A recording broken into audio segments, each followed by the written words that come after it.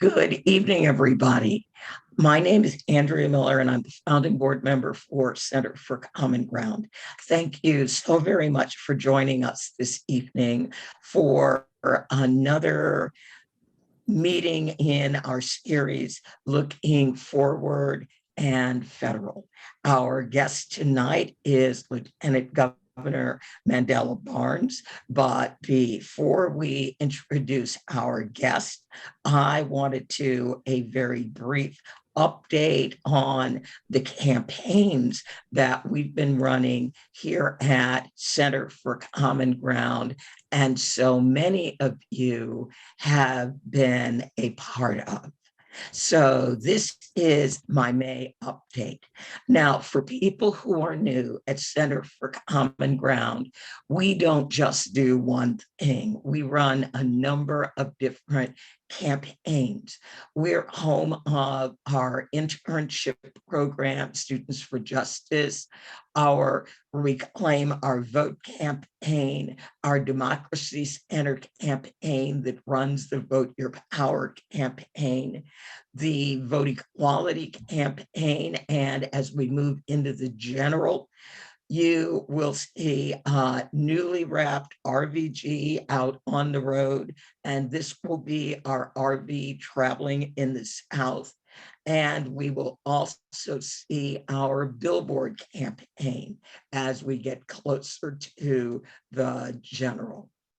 Again, for people who are new, Center for Common Ground is a 501c3. That means we are a nonpartisan organization, and we were founded to educate and empower underrepresented voters in voter suppression states to make it possible for them to not only engage in elections, but also to advocate for their right to vote, so that together, all of us working together can build a democracy that prioritizes the voices of all people. I'm going to do a special thank you and shout out to our board members, board co-chairs, Reverend Rodney Stadler, Dr. Gabby Lemus, Deepak Puri, co-founder of the Dem Labs, and Katie Hornung. And it is through Katie Hornung that we will have a brand new postcard that we are rolling out in 2022. I also want to thank our national partners, the RAC, Religious Action Center on Reform Judaism, the the Vote campaign, which is part of the Unitarian Universalist, United Church of Christ, the Workers' Circle, American Ethical Union, Faithful Democracy, Students for Justice, Movement Labs, Vote Equality US, the Democracy Labs, and Black Voters Matter. And we have some very interesting news with Black Voters Matter. We are currently in discussions about working with Black Voters Matter in the great state of Ohio. That would be Cleveland, Columbus, Cincinnati, and Dayton. In Pennsylvania, that would be Philadelphia and Pittsburgh, and in the great state of Wisconsin, Milwaukee. Now, the races that we will be working statewide, we have already done the Texas, North Carolina, Georgia, and Alabama primary. We will do very, very, very limited work in Virginia, since Virginia has no statewide races this year. We will do work in South Carolina, Arizona, Florida, and our plans are after the November 8th election, Louisiana will be holding their actual Senate race. We will be working on that in December. Many people know that we are utilizing different technology than we've used in previous years. We are standardizing on political data intelligence, because when we look at states like Texas, Florida, and Louisiana, where they are majority minority states, we want to be able to identify the country of origin for Hispanic and Asian voters so that we can be prepared for language issues.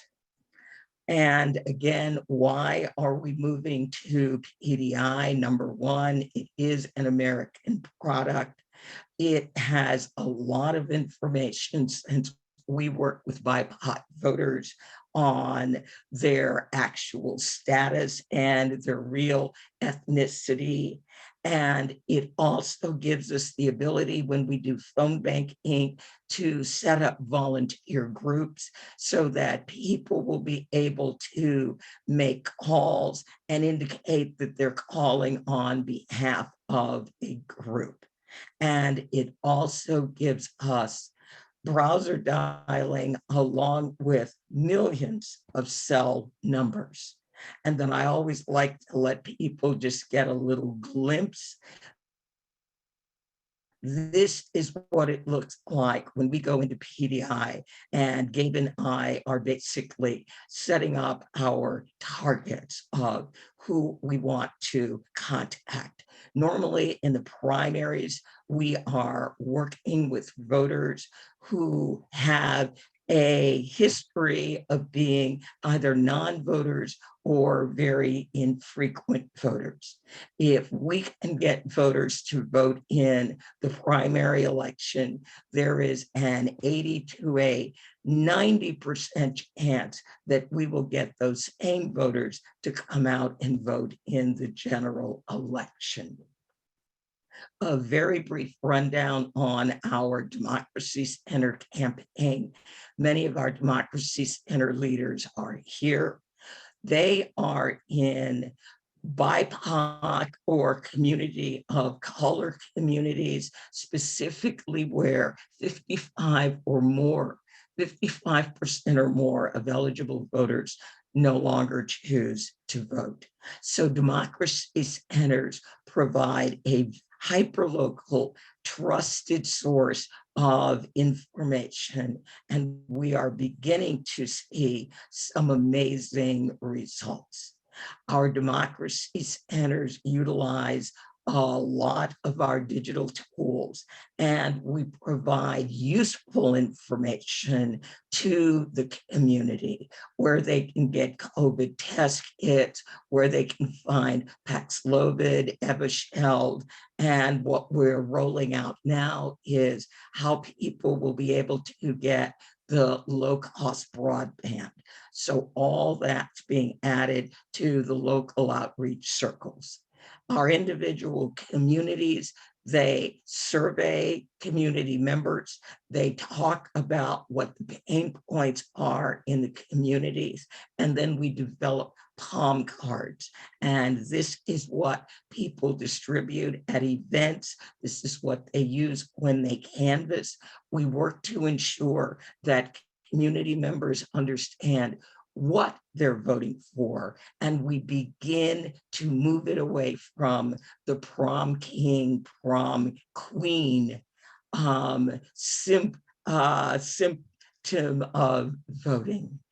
And again, our whole goal is to take low propensity voters and turn them into voting rights activists, because they are working to help their community identify the pain points and then resolve them.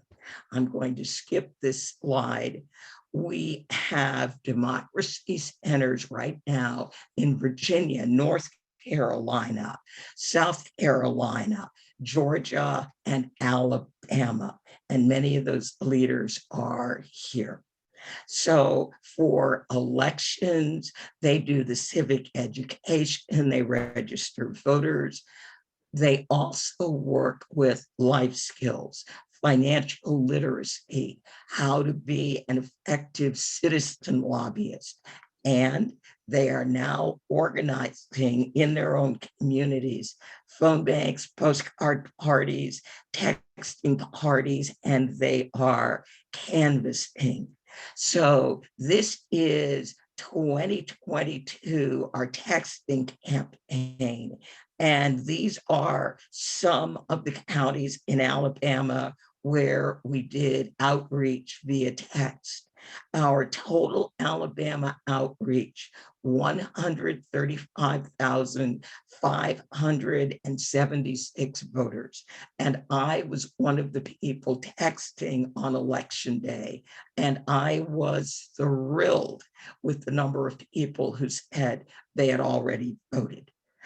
Again, these are some of the counties that we texted in Georgia. So you can see that we worked not only in the Georgia suburbs, but we also did quite a bit of work in the Georgia Black Belt and in more rural areas of Georgia. Our total texting outreach for Georgia was 311,415. It will be our goal in the general to send between 8 and 10 million text messages to Black, Hispanic, AAPI voters. And those many of the counties that we texted, these are counties where we work in partnership with the Atlanta NAACP. We are hoping to expand democracy centers into our other target states, our other focus states, Florida, Texas, Arizona, more in South Carolina, more in North Carolina, Louisiana, and additional centers in Virginia. As I mentioned, we rolled out a brand new postcard today in light of all of the things that are going on with women legislatively. It's the Flower of Democracy postcard, and it is art that was created by the artist Chuck Sperry. So that's the end of my presentation. Barbara, I'd like a very brief presentation on where we are with postcards. Hi, everyone. Very briefly, we just opened our Florida campaign. So we are writing to 1.2 million registered Black voters who haven't been frequent voters. They're infrequent voters. We were able to load into our automated system about 225,000 the very first day.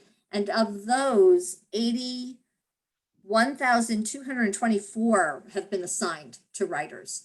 So that's just in 2 days. That's pretty good. But if you'd like to join us, go to our website and get hooked up with an organizer, and they can get you ordering your addresses right away. It's very impactful. We go into small counties, by the way, and because a lot of times those are the people who nobody else is contacting. And so our postcards arrive with our signatures, and they're personally addressed, and they have an impact. So anyway, that's our report. Carrie, if you're there, is there anything you want to add? I don't know if Carrie's on. Carrie's been having some computer problems, so. Carrie came back on, but she's not co-hosted, so she may not be able to unmute herself. Then let's go to Gabe. Gabe, quick report on phone banking. Yeah, so we just started phone banking into Virginia for the 8th Congressional District to Black voters in the city of Alexandria, Virginia, who are also in that district for the upcoming primary that's on June 21st. And then we're about to add a phone bank into South Carolina in the Florence area, and that should be up tomorrow. So exciting things. And if you want to join a phone bank, It looks like Josie just put that in the chat too. I just put our phone bank's link into the chat, and you can sign up for an event every Tuesday and Thursday. We host national guided phone banks. And so we help you get set up, and then we make calls for a little over an hour. And yeah, so hope to see you there. All right. And Carrie, is there anything you want to add on postcards? Just that it's a really exciting campaign to Florida, and our scripts are talking about the value of primaries, but also our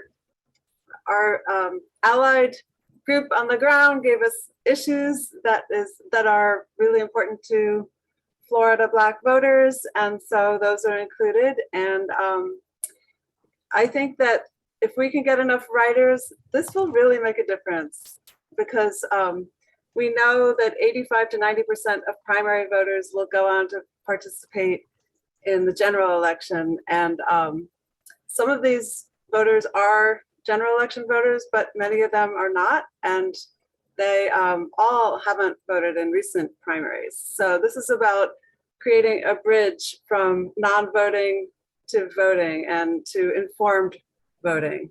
So we hope you'll join us, and we hope you'll tell all your friends about it. Thank you, Carrie. And now, without further ado, I'm going to bring on our Connecticut organizer, Carol Rizzolo, to introduce our very special guest. Carol, take it away.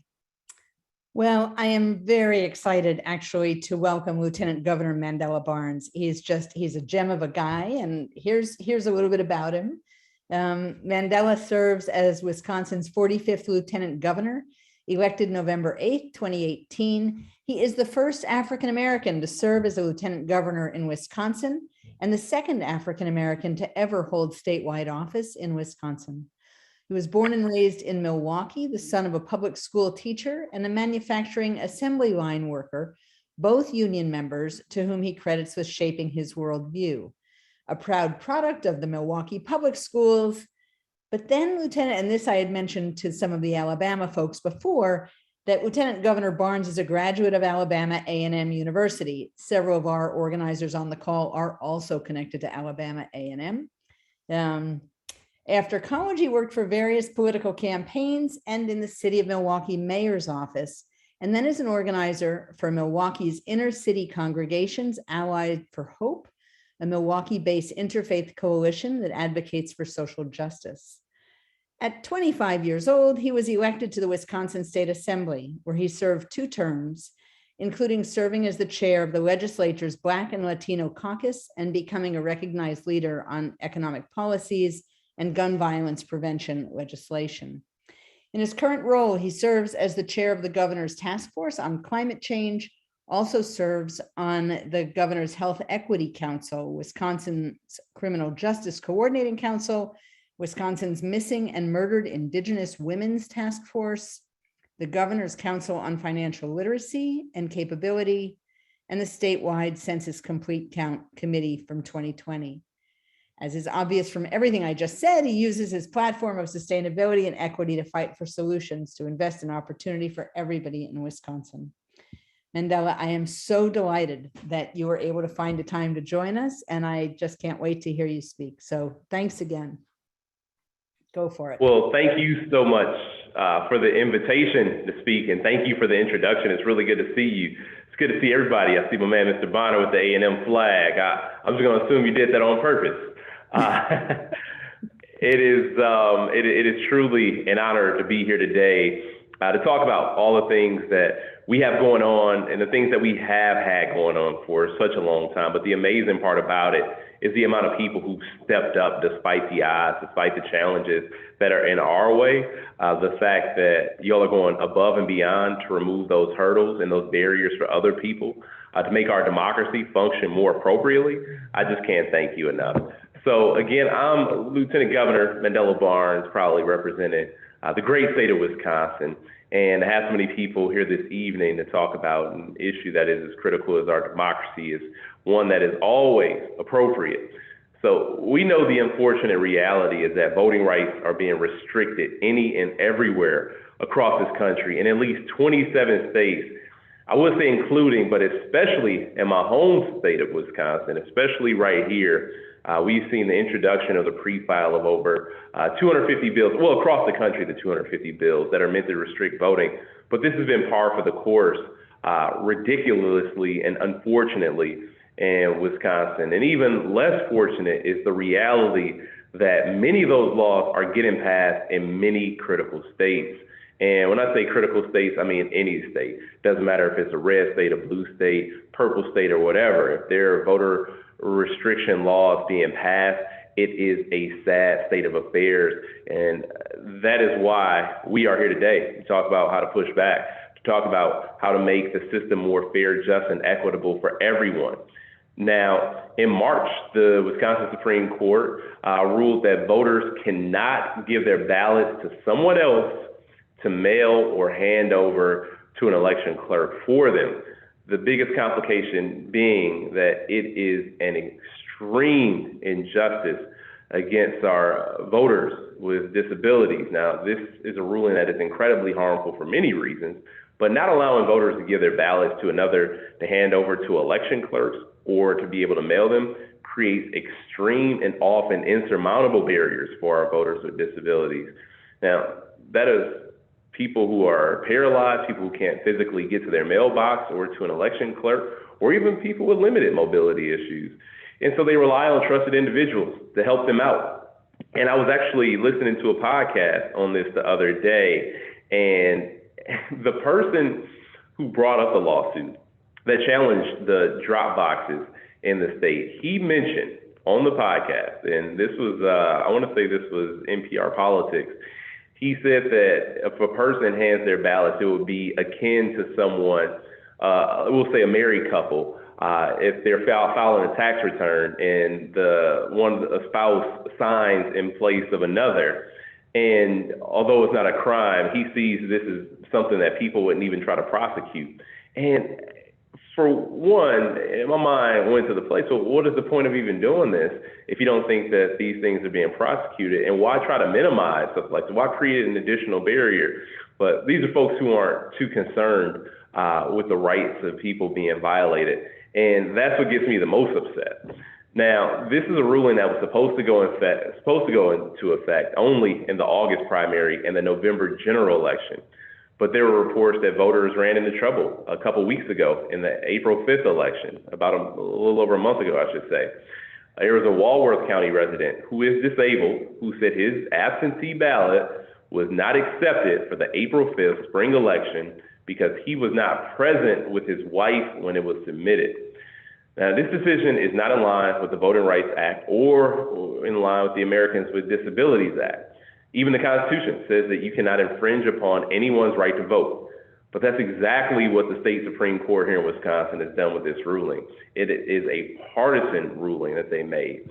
And it's been extremely discouraging to see the state here in Wisconsin that was known for some of the most progressive voting laws, having some of the most accessible voting laws, take this very weird turn.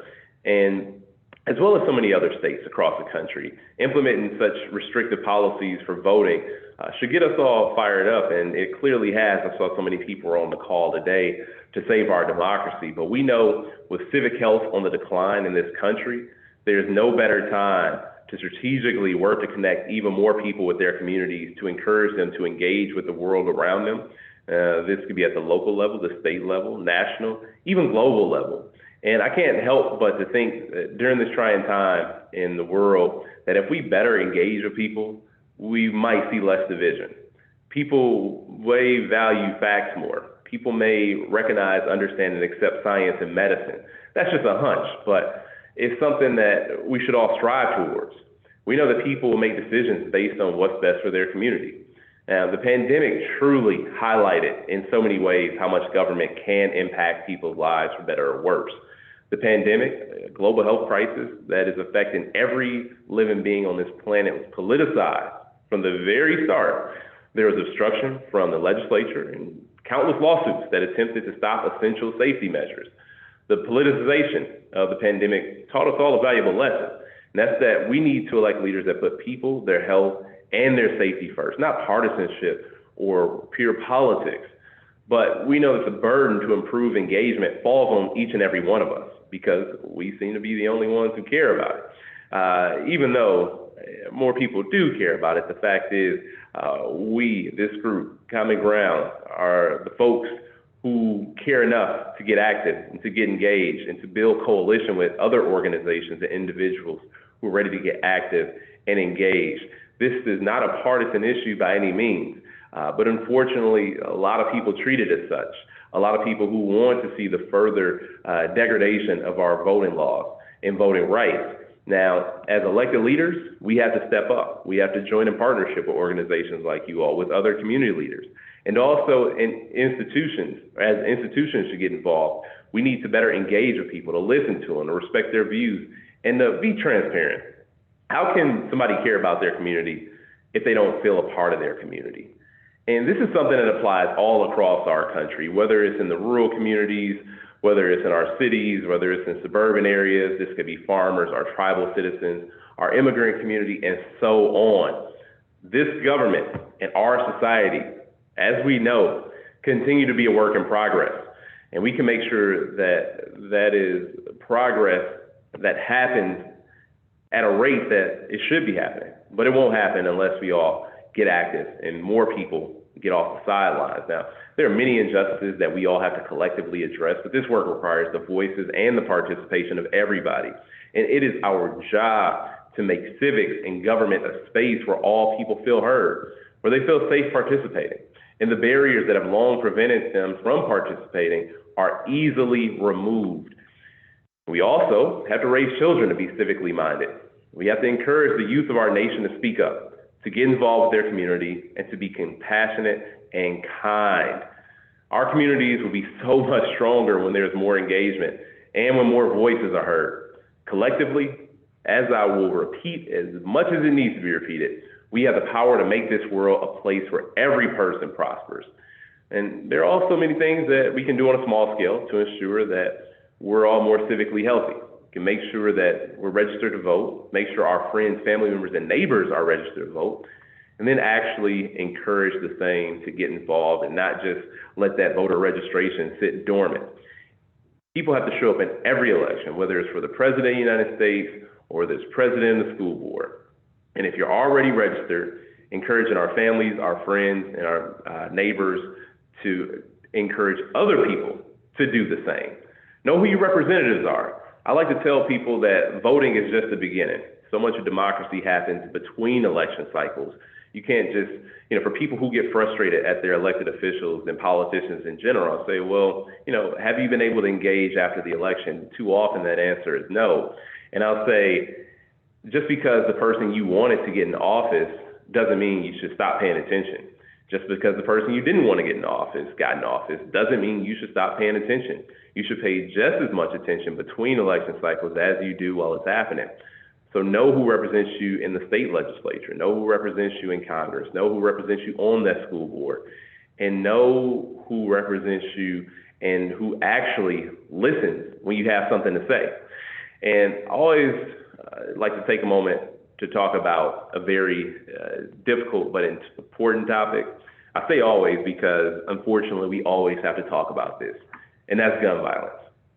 On Tuesday, 21 people in Texas, 19 children were senselessly murdered in a shooting at Robb Elementary School in Uvalde, Texas.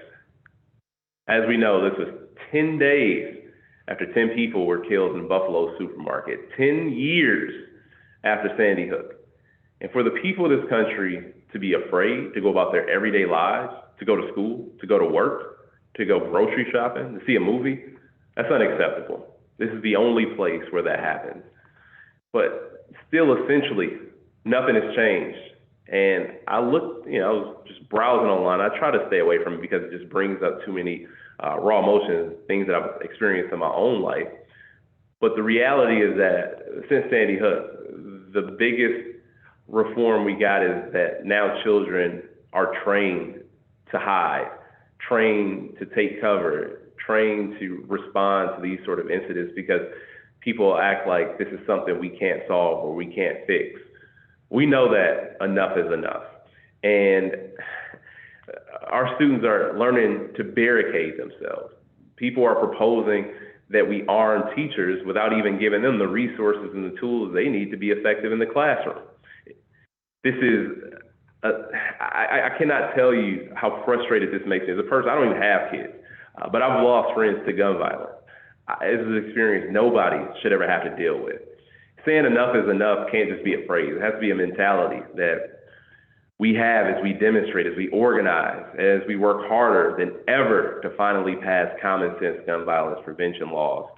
We cannot, absolutely cannot allow this to continue or allow ourselves to just move past this and resign ourselves to the status quo, or else there will be more loss of life. Our Black communities can't go to the grocery store without being gunned down. AAPI communities can't worship without being massacred or go about their daily lives. Latino community can't walk down the street without being threatened or being told to go back where they came from. Our LGBTQ plus communities can't go out and have a good time with their friends without facing violence. And that is a shame that that's where we are in this country. The marginalized communities all across America face many injustices every single day. That's why we have to do everything that we can to ensure that the lives of everyone in this country are safe, healthy, and make sure that everyone has the opportunity to live happy, healthy, productive, and prosperous, a happy, healthy, and prosperous and productive life. Just yesterday was the 2-year anniversary of George Floyd's murder. We know that police brutality, gun violence, public health access, educational equity, and so many more topics all fit hand in hand. And it's time that the people of this state, the people of this country, begin to lay down those differences and work together to better all of our communities. Because the result of division is everyone being set back. It's not left or right. It's not red or blue. It's about the top and the bottom. Too many people have been left at the bottom. It's past time to protect people all across the world, all across this country. And since time doesn't wait, neither will we. And with that being said, I want to thank everybody so much for your time today, as well as for the dedication I know that you all have for ensuring that our voting rights are secure and that this nation continues to function as a democracy. Thank you so very, very, very much. Josie has some questions she's going to ask. And again, thank you so very much for joining us. Thank you for being so eloquent about the incident that occurred in Texas, which is something I really can't talk about because I have grandchildren. Yeah. And actually, I've asked Doug if Doug has a question, and since he is a fellow alum, a proud alum of the same school, if you don't mind, I'd like Doug to go ahead and ask his question before Josie asks the rest of the question. Is that okay with you, Doug? Doug has to be allowed to unmute, Andrea. There he goes. Okay, thank you. And Lieutenant Governor, we're so proud of the fact that you're an alum of the Hill. And so, yeah, that flag does stay up in the window all the time and stuff, but we're certainly proud of you, and I know you've had opportunities to be back here on several different occasions and so forth. My question was pretty much geared towards how were you able to speak to issues to be able to get elected as an African American in a state that's traditionally been, of course, Republican, and of course, mostly, Caucasian and so forth. What were the messages that resonated in your campaign with the people in order for you to become elected, sir? Yeah, thank you for that. And for me, the message that resonated the most was talking about opportunity. That's what it comes down to, regardless of where I am. And I never subscribed to the idea that there is an urban-rural divide. Yeah, of course there are differences. You go to any city in America, there are differences in neighborhoods. That's just the reality. People are different. We should accept those differences. We should make sure that those differences are what make us stronger. And it also comes down to listening. Like I remember being in the legislature, it felt like anytime an issue that impacted the Black community came up, everybody wanted to just leave it to Black legislators to figure out. And it's like, oh, wait a minute, we're all here elected to this body. That's not how that works. You know, I think about the number of rural issues that I had to learn to vote on, right? I didn't, you know, some of the things that, like we'll use like raw milk as an example. The district I represented, raw milk wasn't an issue. Never heard down the doors that I knocked on, but I had to learn about it and learn the complex, you know, nuances of what was going on. And I felt like it was a shame that we didn't get the same treatment for the districts that we represented as inner city legislators, as if we were just like, you know, an addendum to the state, and you know, just an extra piece for, you know, people to figure out. That's exactly what it felt like, and I knew that in order to bridge the divide, I had to do better, much better than the other people who wanted to set us back, the same people who were, you know, constantly attacking voting rights and other freedoms of ours. I knew that it was important for me to show up everywhere, to take into account the issues of the day that people had. But also, it was quite simple, to be honest with you. Regardless of where I am, people want a good school to send their children to. People want to be able to put food on the table, and people want to go to a doctor without worrying about a surprise bill. You know, the issues are so similar regardless. Like some of them manifest themselves differently, but overall, same thing. I'll give an example of healthcare, which in general is a big issue regardless of where you are.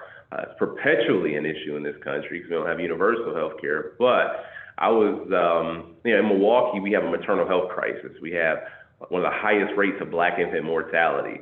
And in some of our rural communities where they've lost a lot of health centers because we are one of the handful of states that has yet to expand Medicaid under the Affordable Care Act, there's a maternal health crisis where, you know, mothers and expectant mothers aren't even able to get to an appointment. And I talk about the commonality in every community in Wisconsin. This is what we do as a part of this administration, like, because we are doing our best to bring together to heal a divided state. And so when the legislature, I mean, they refuse to work with us anyway. And so we take our message directly to the people because that's where it actually matters. Thank you, sir. That was great. I think we often forget how much we all have in common with each other in terms of the issues that really affect us day to day. And a lot of politicians, especially, lose sight of that. This kind of connects a little bit, which is how do voters of color specifically feel about voting at the moment? And perhaps you can speak to this a little bit more about through the lens of your experience being the first African-American lieutenant governor elected in Wisconsin. People are frustrated, and rightfully so. When I have a conversation with somebody and they say they're upset, they're frustrated with politics, they're frustrated with government, I don't even try to make excuses because it doesn't make sense to. I acknowledge those concerns because I'm frustrated as well. And with that being said, there is a level of obstruction that only continues to gain power because of inaction, because of a lack of movement on critical issues. And it feels like there's one side or a group of people that wants nothing to happen because most of the people they represent anyway have everything they want. Or they continue these culture wars to pit communities against one another. And when people are starving and crying out for help, and we'll use the Medicaid expansion as an example, or even gun violence. And people will get frustrated because they'll say, all right, well, you know, Democrats control this, Democrats control that. Why hasn't there been action on gun violence? Why hasn't there been action on healthcare? Why hasn't there been federal action on minimum wage? It's because there is a group of people who is very much concerned with seeing nothing happen to depress voter turnout, which in my mind is another form of voter suppression. Because if there is a group of people that can make it seem as if government can do nothing, to make it seem as if there is this whole inability for government to truly function, that depresses turnout. That turns people off from the process. It creates a lack of faith in the institution, which is probably just more dangerous than the flat out voter suppression long term. And we know things like COVID also effectively silenced voters all across Wisconsin. And the data shows significant gaps in participation across racial groups. And as we've seen with public health and the economic fallout, pandemic has further exposed flaws in the current election system. And Black and brown voters have been disproportionately affected. Nowhere was this more apparent than in Milwaukee. A new analysis of 2020 election data shows that in Milwaukee, the wards with higher Black and Hispanic populations had significantly lower turnout compared to voting wards with higher percentage of white residents. Average turnout in Black and Hispanic wards was 30 percentage points lower than average turnout in white wards. That is a considerable difference. And I think it's part of the reason that, along with Black Voters Matter, we're really interested in possibly going into Milwaukee and working to engage voters in the upcoming election season. With that, it would be really great to get a bit more of your insight on what you think our message should be when working with these communities, and what you think might resonate. The thing is, you got to meet people where they are. Yeah. And a part of it is a message. Another part of getting people to turn out to vote is not necessarily talking, just asking questions, not showing up as if, you know, we have all the information. And that's something I've been trying to adjust, you know, myself, right? Like I've been in elected office for a number of years now. It can be easy to sort of feel like you know a whole lot, but the fact is we should all be learning every day, and that's something I never want to forget. So when I have a chance to talk to people, I start out by saying, you know, what's on your mind? You know, what are you thinking? And when you kick off a conversation that way, because people don't feel like they're being heard, people don't feel like they're being listened to, even if, you know, you truly are. But if you start out and keep most of the questions or keep most of the conversation in the space where it's, you know, you listen to some hard truths that people have, you take valid criticism that people have, you get a much different perspective, right? It's almost like doing a micro focus group when you talk to people. And one of the things that will help encourage people to get out, to vote this election season is to respond to those feelings of powerlessness that people have. But also contrast that with the fact that the government is going to happen with or without, politics is going to happen with or without you. Things will be voted on and decided on. The trajectory of your life will be impacted whether you vote or not. Now, nobody is here to tell you that everything is going to change because you showed up to vote, but you at least have a say-so. You at least get to have some sort of influence. And focus on the issues, not necessarily the candidates, you know, and this is all nonpartisan work, so I don't have to tell you all that. But, you know, we know that most voters don't care about candidate A or candidate B. What they do care about is how much gas costs, how much groceries cost. What are people going to do about this rampant gun violence? What are people going to do about climate change? And also make sure that you never end the conversation without ensuring that a person is ready and equipped to vote. You know, knowing what their absentee options are, knowing what election day is, their options to mail in the ballot or whatever the case may be, or even to register, and put voting in the scope of issues that also impact people. You know, talk about the fact that you may not be super excited to vote in this next election, but there are people who are incredibly excited to stop you from voting in the next election. And I think that's an important way to help people understand the gravity of the moment. I love that. We always say, vote your issue, vote your power. Too often people show up for someone's vote and forget to actually listen to what the voter needs. So yeah, speaking truth to my ears. So I guess I'm looking at the time. I might skip one of these questions because I'm really curious to hear a little bit more about your role with workers' rights and in Wisconsin and the origins of the labor movement in your state and how that plays a role in the BIPOC community in terms of how they vote, et cetera. Yeah, so I'm glad you brought this up because when we were debating right to work here maybe 7 years ago now, one of the things I brought up was, yeah, there's a race component to this. Black workers have a higher saturation in labor unions than other ethnic groups, other racial groups.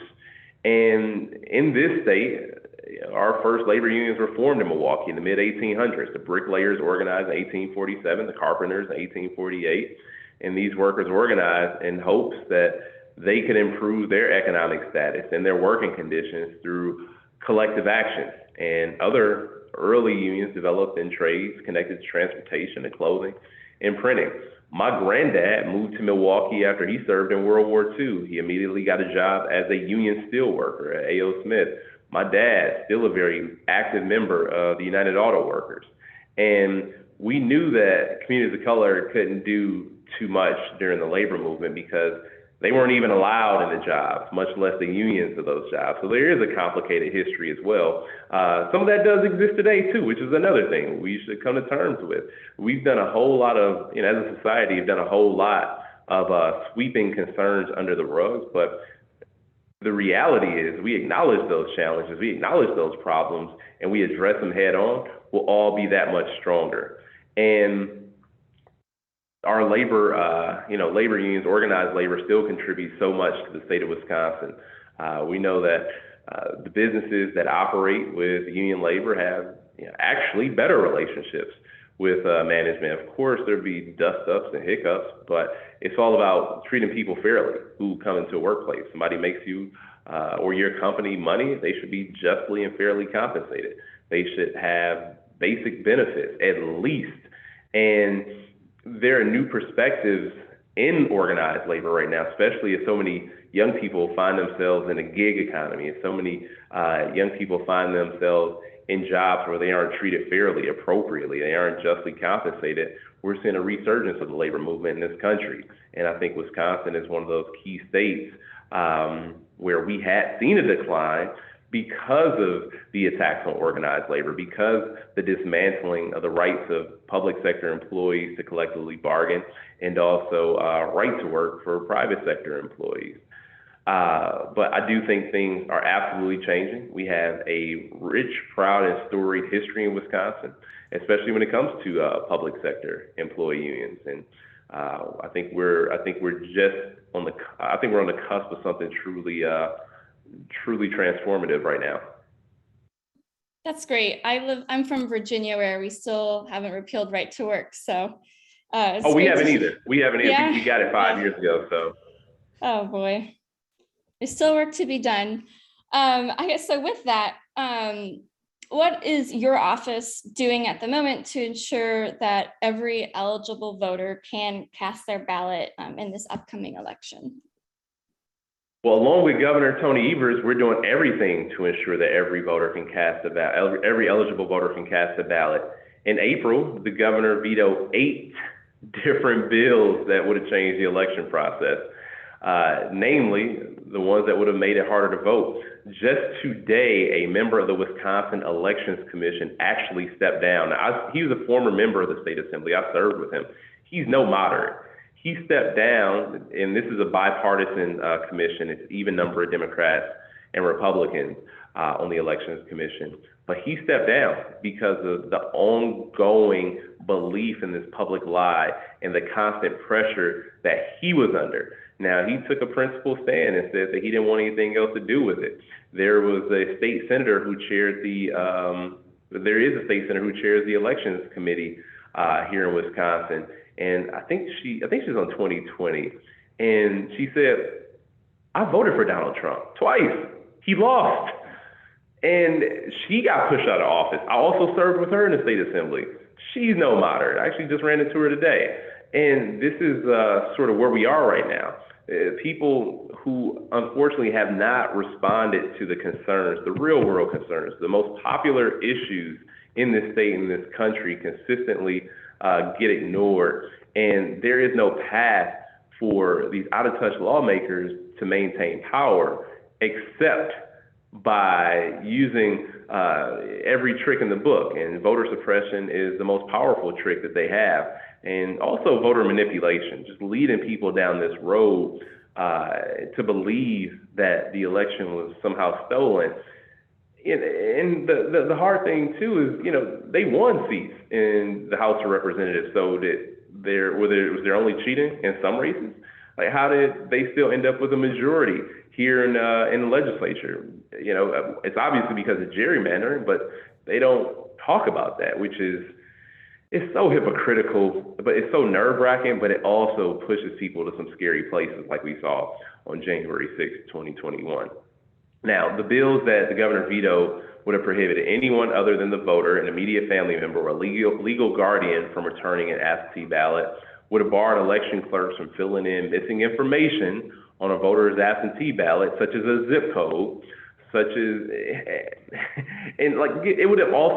the bills would have also given the legislature control over guidance delivered to election local clerks. It would have limited who can identify as indefinitely confined for the purposes of obtaining an absentee ballot, would have required the state to check that registered voters are also U.S. citizens, and so much more. Just the scare tactics we know that a lot of these lawmakers have tried to use, but it's only to maintain power, when instead they could just respond to the needs of the people. You think it'd be what they want to be elected and put in office for to do, but doesn't seem that way. You think.